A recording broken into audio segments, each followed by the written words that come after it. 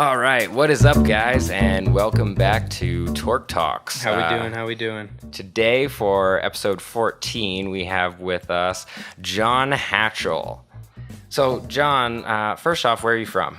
I'm from North Carolina, right in between Raleigh and Charlotte, small town called High Point. Gotcha. And so when did you start tricking down in there? I'd say the official day that I started tricking would be when I was about 17, and I'm 20 now. So it's been about 3 years. I started doing martial arts when I was 11, and went on to compete, high level for demo and stuff. But then one time saw someone do a backflip and break a board and decided I wanted to do that. And then after I learned backflip, I started learning more and more tricks. And eventually it just turned into, I just want to do tricking and less of Taekwondo. That's awesome. So when you started to really get into tricking, what was it that brought you to tricking? Like, was it a person, or did you just see a video, or like, what was the thing that you're like, I want to do that? I think it was the first time I saw someone consecutively do swings. And it's funny because I don't feel I'm, the best at them, but I'm starting to work towards being able to consistently do swings. But yeah, the first time I saw someone do swings was the time that I was really captivated by it. Because when I first started, like I said, I came from Taekwondo. Me and my friend actually got into it together. We started learning as many, tricks. Like, first real trick I learned aside of backflip was B-twist. And I learned how to do B-twist rounds and breakboards. And then I learned how to aerial. And then I learned high-level kicks. And it just kind of evolved from me and him learning. There wasn't ever a specific point. It evolved from me and him learning these techniques to eventually it just turned in, hey, are you excited to trick today? Hey, like, you want to go throw some tricks today? And I'm not sure when the definitive point that was, but it was when I was around 17, and it just kind of carried from there. Gotcha. Yeah. Gotcha. And so when was your first gathering after you started tricking 3 years ago? My first gathering, actually, funny story, is was at the opening of a gym in North Carolina called Enzo. And it's a gym that a small gathering happens every year called Regeneration. And so my first ever gathering was the night that Enzo opened. And so they had a small get-together. Actually, it wasn't even that small. They had a get-together of a bunch of parkour and trickers in the area. And there was a bit of an old-school tricker, OG from North Carolina, named Milady Jean. And we know Milady very well. She used to come up and hang out with Rudy and I all the time, and we used to go down to her as well. And so we were actually pretty close with her. Exactly. Yeah, she hit me and my friend up that I got started with and was like, hey, there's a gathering in Raleigh tonight, you guys want to go? And we hopped in the car with 5 minutes notice and we're on our way. And that was my first gathering, just completely spur of the moment. That's no awesome. Planning. That's an awesome first gathering. Yeah, and that was when I saw someone consecutively do swings. As I walked around the corner, I have this very vivid memory. It was Zach's brother from Enzo. Zach, he's one of the managers there. But I walked around the corner, and his brother was just sitting there doing cork swings. I think he only did like 3 or 4, but just seeing that motion, it instantly changed everything. Right, you're just like, I need to start doing this stuff. Yeah. So you have a company, a brand, a team. What? How would you define it? Because I don't want to put words in your mouth. No, you're fine. I'd say it's a brand.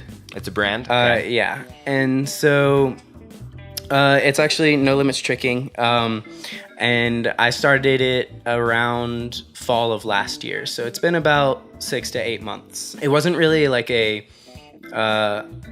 I started and then I was just doing stuff with it every day. It was kind of, I started working on these ideas and projects, and I kind of wanted to bring the North Carolina community together because we had started to all kind of go our separate ways. And I was afraid that, new people wouldn't join or people would fall off. So I kind of did this to start bringing more people together. And as well as I wanted to be able to place the projects that I'm working on under some kind of working title. And so I came up with the brand, and then I thought, well, it's not a brand if it doesn't have a shirt. And so I put together a shirt, and I had one of my friends design the logo, and I came up with the color scheme. And yeah, I really love this. Thank you very Can much. people, like, where can people find this if they wanted to do we just message you, or they like, can message okay. me, or I have a Facebook page at No Limits Tricking. Okay. And then I have a YouTube channel, No Limits Tricking. And if people message me on Facebook, either personally or through the page, we can work things out and I can get them one. All right. So, but yeah, like you said, it was just it was a brand to kind of go with the things that I was working towards and ideas I had. And so now you've done the entire tour, correct? Yes. Up to this point, and you're doing the entire rest of it. I will be through to Loop Kicks, but I will not make it to Trick Strong. You're not gonna make it to Trick Strong. Yeah. Well, that's somewhat understandable Yeah. because you're literally driving every leg, and you're not even a guest. You just were like, hey, I need to be on this thing. Like, Yeah. let's do it. I don't even care. I'm going to save up money. I'm going to take like 2.5 months off and just do this thing. Yeah. What drove you to make that decision and be like, yeah, I could leave for 2 months. I could spend all of my money that I've worked so hard for to live a vagabond life, like bouncing from house to house, week to week in a different state every couple of days. And like, dude, it's such a crazy lifestyle that you're living right now, and you've been in it for like over a month now. It's insane. It's absolutely insane. I think what drove me to do it is there was two reasons. One was more personal, of like, I've always wanted to travel the US. I wanted to road trip the US, and I figured, look at the tricking community. It's incredible. And I figured there wouldn't be a better way to spend my time going across the US than to do it with people who have the same passion that I do, and, would want to work towards improving that passion at the same rate at which I would hope to do it as well. Mm-hmm. And then the second reason was that it kind of, actually, the first one blends into it, is that when I was doing Taekwondo, and when that was my passion, there was maybe 3 or 4 of us that really, really had the same level of like, I want to be good at this. I want to, be the best in my area. I want to be the best, beyond that. And when I got into tricking, it was the first time that I had met more than 3 or 4 people that had such an insane drive for something. Because no matter what level you are, no matter where you are in your tricking journey, there's always some kind of passion there. It's just that you can tell. Look at the sport. It's dangerous. People don't just get into it leisurely. It's either you want to risk snapping bones and ankles and knees, or you don't. And if you do it, then you have the passion. And feeding, I find that my passion increases when I feed off others. So when I'm in an environment like this, that is the tour, I see all these people that all they care about is flips. All they care about is doing an insane kick, and then all of a sudden, putting their body upside down and doing a flip. And it's that kind of environment that, in my opinion, sparks the most growth. And for the longest, all I wanted to do growing up was something with Taekwondo, whether I was a judge or a ref or a competitor or coach, whatever, it didn't matter. And then I got into tricking, and when that passion shift changed, it was like I want to do something with my life that involves tricking. And when you're on an event like this, when you're involved with people like this, you're bound to have some kind of interaction or involvement with someone, or you meet someone in which, if you play your cards right, opportunities like that will open up. Definitely. So it was really 2 reasons, in that I wanted to travel the US and I wanted to make tricking my life. And I figured there was no better way than just jumping in. Yeah. So. And honestly, we've had more than just you jump on as well, because originally the tour we had only planned for 5 people to, their transport and, Garrison and Sandow, right? Yeah. And so those were the only guys that we were sort of prepped for. And then it was sort of like a few weeks before, and we started hearing like, oh, hey, this person wants to like figure out a way from here to here to here to here. And like this person wants to like come along. And honestly, I was amazed that you had a car, because I was under the impression that you were one of the tag-alongs. And so that was a huge help, because like we had it planned out to where we could get everyone back. Yeah. Even without you. And then so you having that extra car, it just made the drive from Neo to Colorado so much more pleasant for everyone. It was only like 3 people per car, so like everyone had stretch out. Everyone, and it was so great. And honestly, it was such a well organized trip. Like I personally have done a lot of road trips, and in my opinion, the way out and the way back were both just great. Like we didn't really lose any cars, and when we did, it was instant. Everyone was like, all right. Everyone just like regrouped and got back together. And one of them was my fault. I was not paying attention to my GPS. I was talking to someone, and probably a similar conversation to this, and just wasn't paying attention. And then Tim called me and was like, hey, Kerwood went the other way, right? I was like, oh shit, well, where's John? Where is everyone else? Like, let's do this. So we had to take this weird detour around town, and then we met up back with everyone like on the road. Like we didn't even meet at like a stop point. We realized we were next to each other. Yeah, we just got up and caught up with that person, and there was a lot of just good communication across the cars, and just a great group of people. Like we gotta leave in less than like 5 or 6 hours, and we still haven't slept. It's almost like 3 a.m, but I'm so pumped for this next leg of the journey. Like this is what it's about, you know? And 8 hours compared to 22. Oh, it's gonna be over so quick. We're gonna be like, get in there and be like, can we drive a little bit more? Like, I want to see more of the country. I want to explore. We're done already? Like, we were talking about something. Yeah.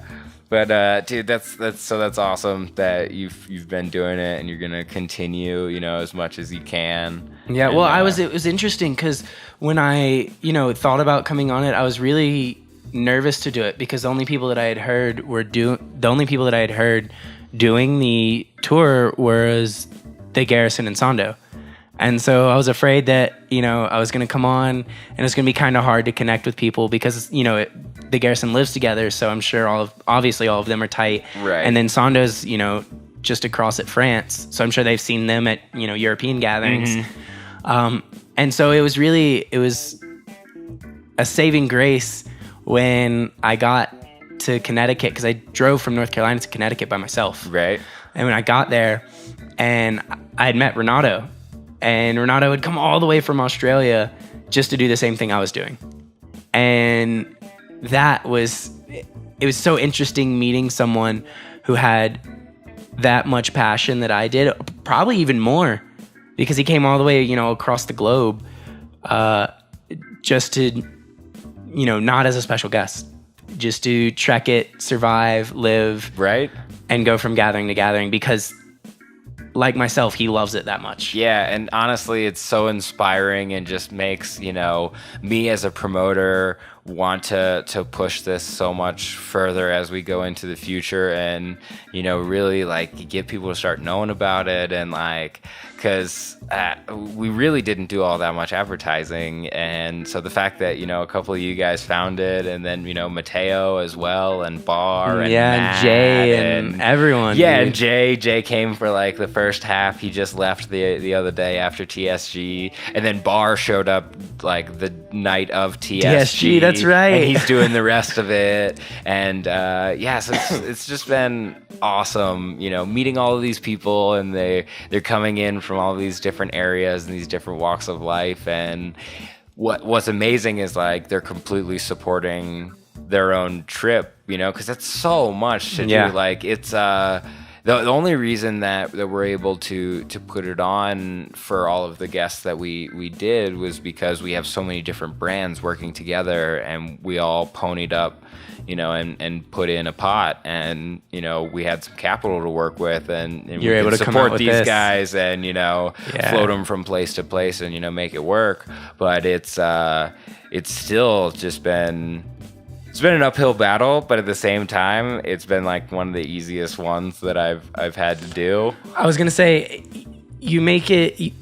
You say it was, the way you describe it, it sounds very hard, and I'm sure it was. But just from talking with the other guys who haven't been organizers and haven't been a driver, it's the way they've described it is, it seems like even from my experience, it's been incredible. Everything's been there. If someone needs to go somewhere to get something, if someone needs, to pick something up that they've forgotten, or they lost something, or something broke, there's been the opportunity, there's been the ability for them to go do that. And I think that personal touch with each guest is what makes the tour what it is. Because when the members, or not the members, when the participants, when the participants are interacting with the guests, and when the participants are interacting with the special guests that have been flown there, when those special guests are happy and have those small details, generally making their overall happiness better, it just makes the whole gathering better. Because if they're tricking, then people are either watching or getting inspired to trick. Right. They're throwing higher level stuff. They're doing harder things. And it just pulls everything together. It makes everything such a fantastic experience. Well, that's awesome to hear. Like that's everything that we could have wished for and more when we set out to make this a thing. It really is just trying to get people to have the ability to see all of the different gatherings in the communities, and like it's something that I've done several times myself, where literally me and a couple other people get in a car, we go from gathering to gathering to gathering, and like, I always say that I've taken several retirements in my life already, because I would just stop working for like 2 or 3 months and just like go and do gatherings, and it was crazy adventure. Yeah, well, and it was back when I was a bit younger and I didn't have all of this overhead of like paying for my existence and having to like, where's my next food coming from? Yeah. Like, where are all of these things? And then also trying to support the travel on the side. But I would be broke all of the time, and I am. That's what I do. I would stay like this for forever if it meant that I got to keep being a part of these things and doing these things with people, and helping to provide the environment to open that up for people, because seriously, it changed my life being able to travel and meet all of these trickers just the when I first did alone. it. And so it's awesome to hear positive feedback from each of the different people who've been along it, and I'd love to see it grow in the future with more brands, possibly yourself in the future, and that's the goal. Yeah, I mean, we've talked about so many different variations of where the tour could go. So it'd be fantastic to see, which of those actually come into reality. So that actually sets me up for my next question, which is what out of the tour do you think we really just nailed? And what are some things that we as the promoters could improve? Ooh, that's a hard question. All right, I'm gonna have to think about that one for a second. I think one of the strongest parts of the tour, looking at what there was to work with, is guaranteeing everybody a spot to lay their head. Because, now this far into the tour, there's Bar, Matthew, Sandow. About 13 total or something. Yeah, there's like 13 guests, and to house 13 guests in one place, it's not easy. It's not easy. So I think that's been the most impressive part for sure. I think something to help improve. It's hard for me to pick. There's nothing huge that like stands out. It's like, this is wrong. If you got a few, please shoot whatever out you want, and like be ruthless. Like, if it's okay if you tear us to shreds, because that's how we get better. That's how we get stronger. Like, because honestly, there are several things that some of the other guys have said, and they're things that we've sort of talked about, but we never realized how important they actually were until those people really put emphasis on it. So there's 3 things that I can think of that would be an area for improvement, but they're not, world ending. And one of them's out of control, like isn't affectable. I don't even know if that's a word, but yeah. It's the summer heat mixed with the amount of bodies in the house. It will get so hot to the point where I don't feel like. So next year I can get up. We're gonna have AC, because straight up we moved in and we didn't know until we were already in the house, and then we were talking to the guy and he was like, "Oh yeah, by the way, it doesn't have AC." And we all looked at each other and we're like, fuck it, we're here now. We finally have a house. Like, we've been working for this for so long, like seriously years that we've been trying to move. Yeah. And actually legit months of like, no, we're ready to like tell us when and we'll put our shit in the new place. Yeah. For like 3 or 4 months we were trying. We just kept being hit with all of these things. So it got to a point where we were just like, we'll take it. Yeah. And this was back when it wasn't too hot, so it was like super comfortable all the time. And yeah, so now it's definitely getting to a point where like, honestly, I'm amazed that we've survived this far with 13 people in a house on 100-degree days where it's not been any AC. For here in Colorado, it actually may have been the least hot out of all the places we've been. Oh, for real? Yeah. And so I think all of the other places didn't have AC as well, or was just there was too many bodies? I think it was just too many bodies, and the East Coast is so humid. Oh yeah. And I think that's what does it. Is it's not the heat itself, it's the humidity. So that one isn't really as touchable. It's not a subject that can be easily fixed. I think the second one would be figuring out. This is for, in my opinion, unpaid guests, maybe, but figuring out. Saying, hey, if you're looking for a cheap option for food, go to this place. Or, hey, this will give you the nutrients you need, but you won't, go over $10 at this place. So city guides for each place. Yeah. And not in a sense of like, oh, if you go here, you'll see this cool monument, or if you go here, you'll see this, because that kind of takes out of the exploring. Yeah, I think it's more like, hey, here's the house. Here's a basic map of, within 3 miles where you could walk or bike or get an Uber. And there's food here. And like, here are all of the coffee shops and the grocery. Exactly. And like, here are your relevant stores and shops that you might need to continue surviving during your stay. Exactly. Yeah, especially that's probably really relevant, especially when like all of the hosts are at work. Yeah. Because like that's one of the things is, we may be able to go to some of the gatherings and like completely participate, but then whoever's hosting, they're sort of on their home turf, and they're having to do a lot. We're having to not only make sure the gathering runs, but also make sure that we don't lose our jobs and go and like take care of our customers. If I'm self-employed, and it's like we got to go and take care of all those things so that we can afford to go to the next one, or and bounce back from the last one. And so it does. You kind of don't get to host as much as I'd like to, and really like there's tons of stuff that I would have really loved to like take you guys out and take you to do.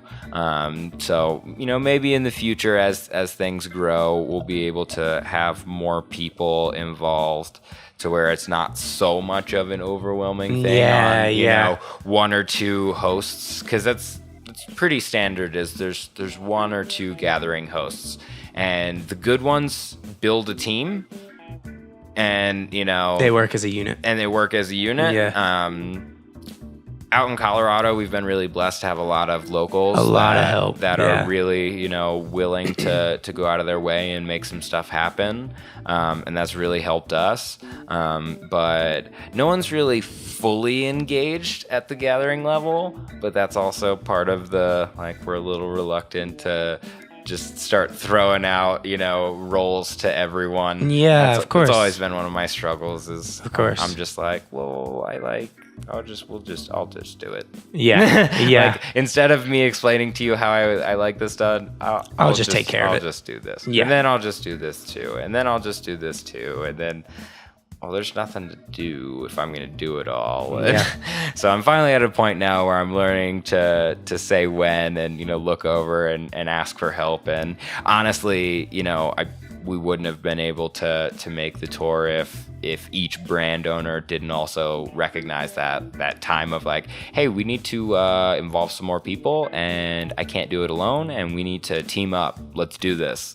So there are two more questions that I'm going to ask you before we wrap this up. Okay. One is, we'll go ahead and ask this one first.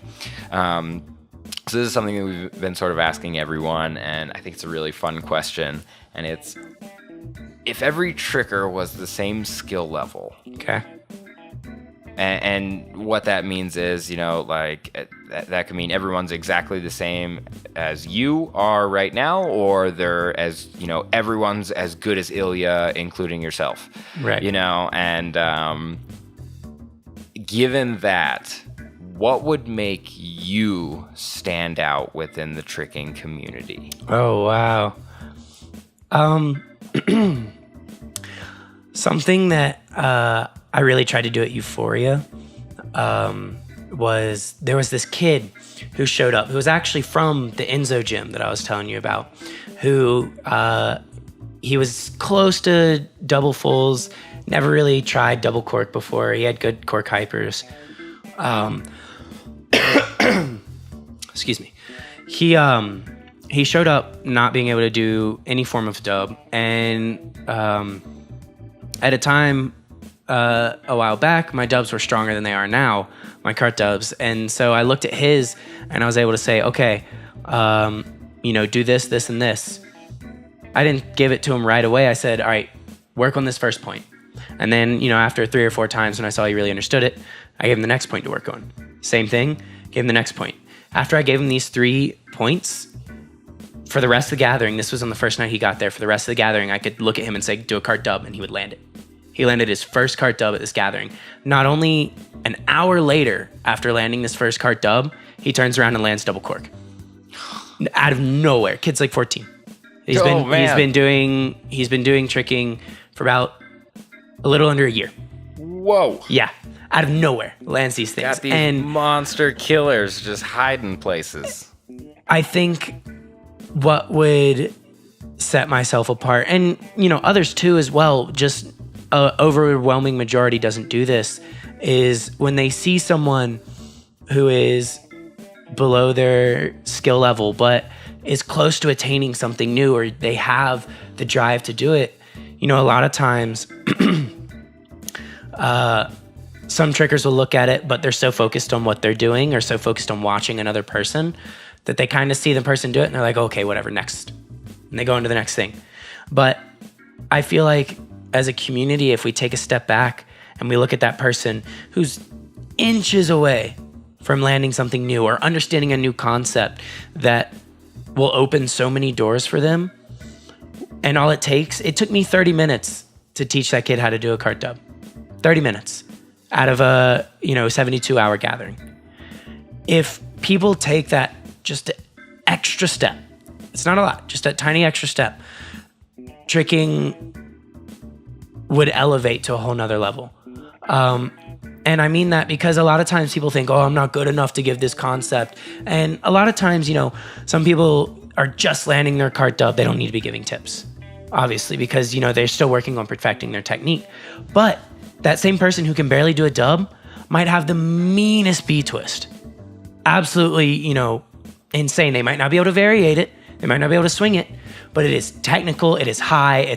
He's got hang time. He's got everything he needs to branch out. And, he could say, one thing to someone who could do a double cork but can't do a B twist and could unlock that double corker's B twist. And the next thing you know, the double corker could be swinging double corks out of B twist, and then finds out it's his strongest setup and do a triple cork out of B twist, which is incredibly rare. And so I feel like to go back to your original question of what sets me apart, is not just the ability to do it, but the want to. Sometimes if I'm having a crappy session, or if I'm, not performing to what I want to be, instead of getting frustrated, I'll take the time to step back and cool off. And within that time, I get my mind off of it by helping someone land a new technique who might thrust them into the world of tricking and be the next Ilya. And you never know. Someone just so you just want to really help to unlock people's potential. Yes.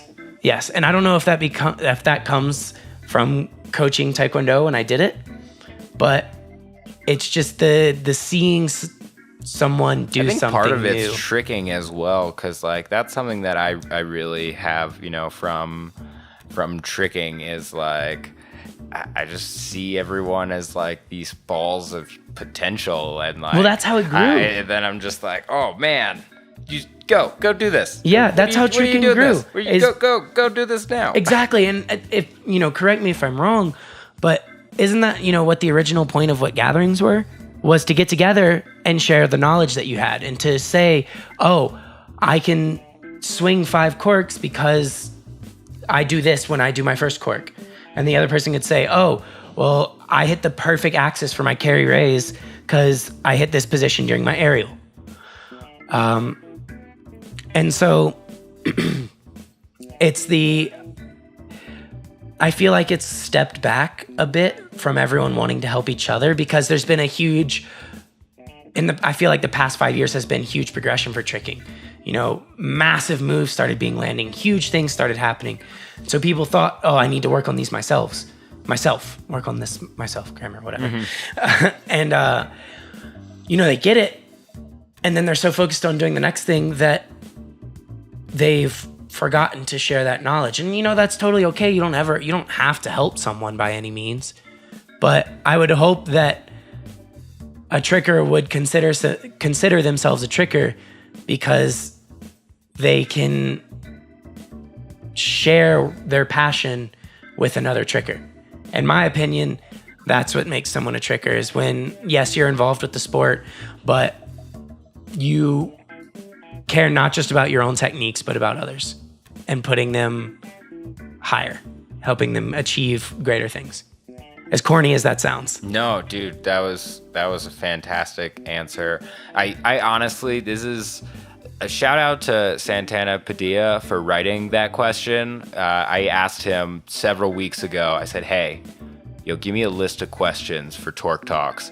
And out of all of them, a lot of them were pretty generic, but that one just jumped off the page at me. And I was like, oh, dude, that is so getting asked. Because that's like, come up with more questions like that. And it's fantastic. Seriously, I have loved every single answer that I've gotten from people, because they've all been so different, which is exactly what I was hoping for. And part of me was actually sort of expecting everyone to say a somewhat similar answer to that question, but it makes me so happy I love that people have been really thinking about it in a lot of different approaches.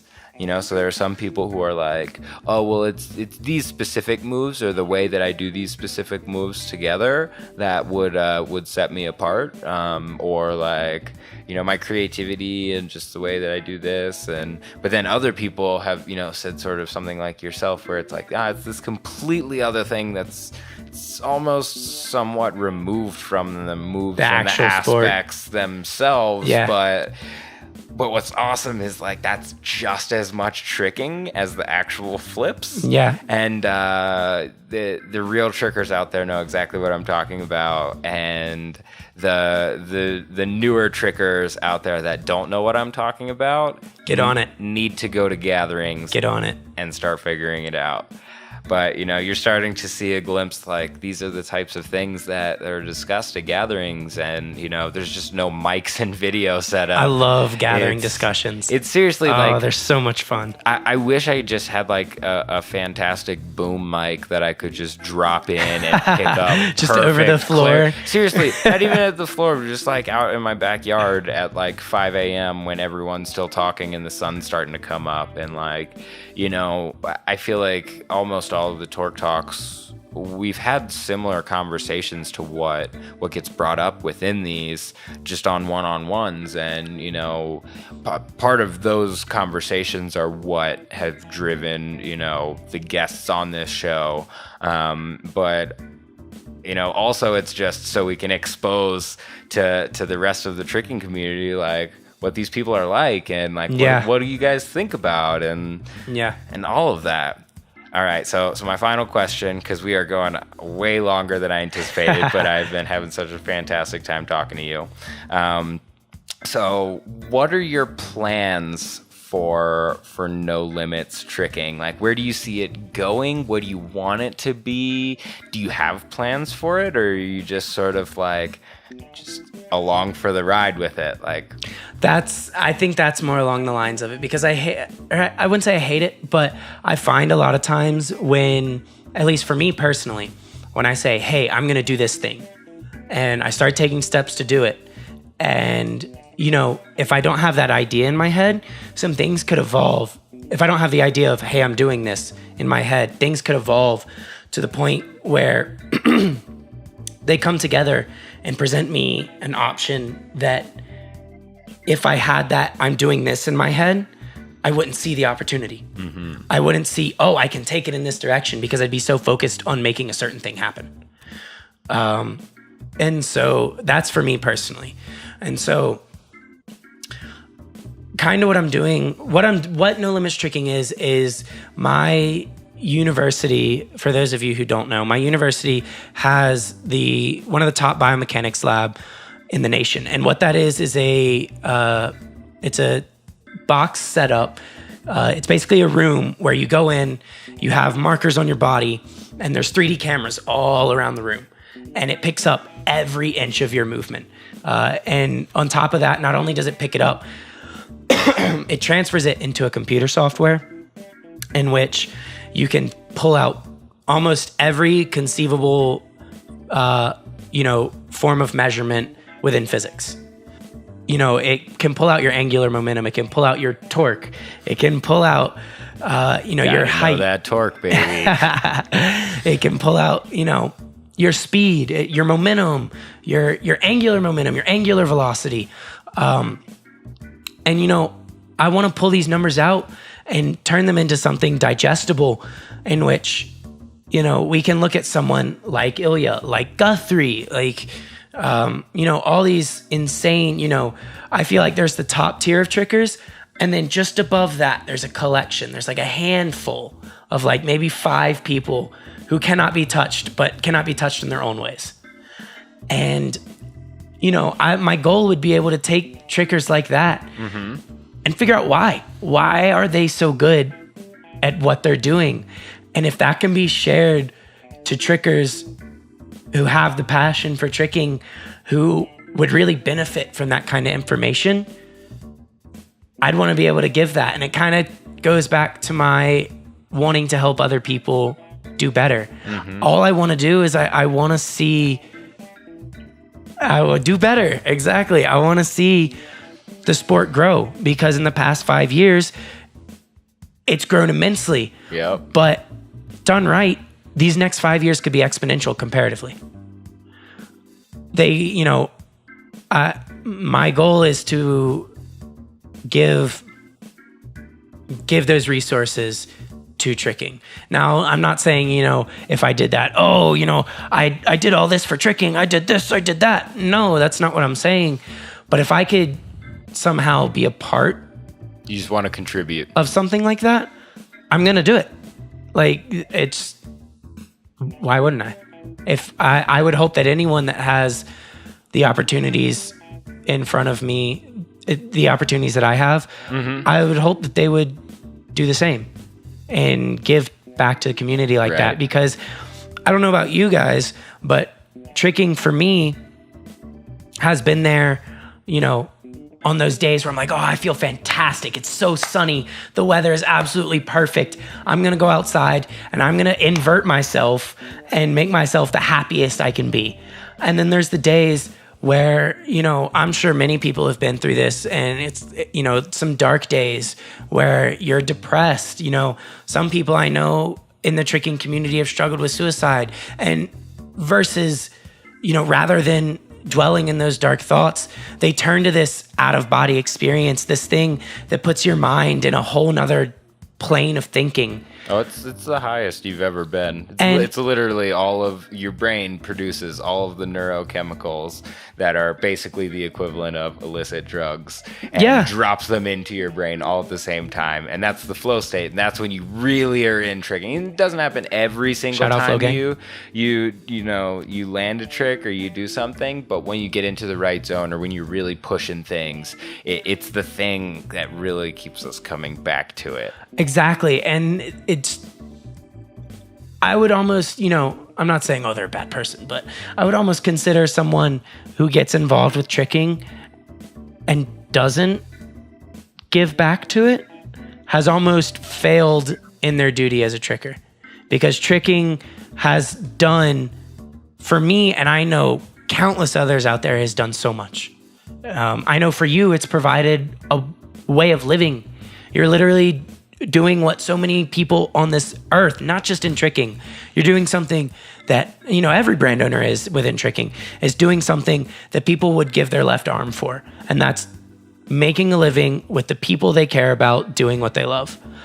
And as a tricker, if you're not giving back to that kind of environment, it's almost greedy in a sense. It's like, I want all these things, but I'm going to keep it all to myself. And I'm not going to. I think there are some people who contribute in various different ways. I mean, right? there's 1,000 ways to contribute. So, like, there are some people who they contribute by just killing it on the floor. Exactly. That's literally all they need to do. All they need to do. Yeah, that is. Kill it, and then other people will watch them, and then they've done their part. And then there are other people like myself, you know, who, like, I don't really feel the need to perform at that high of a level. Like, I love tricking and I love doing the movements that I love doing.